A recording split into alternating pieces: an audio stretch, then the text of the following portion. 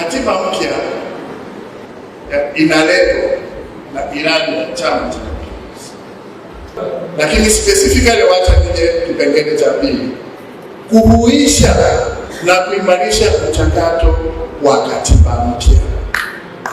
Sisi moye.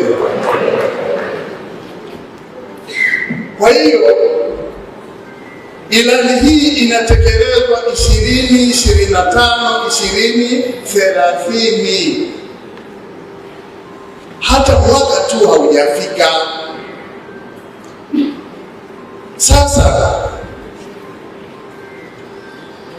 asitokee mtu au chama cha siasa kinahamasisha wananchi au Watanzania eti waipiganie katiba mpya. Katiba mpya imeisha sema inakuja.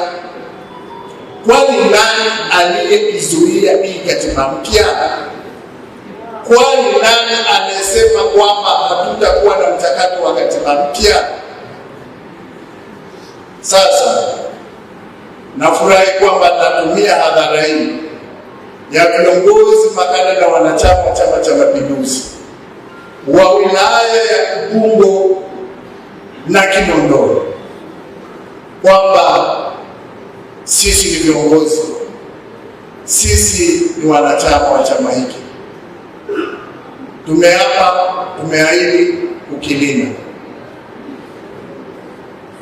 na kama ndivyo tusitokee kuwavuruga wanachama wenzetu na viongozi wenzetu. Sisi moye.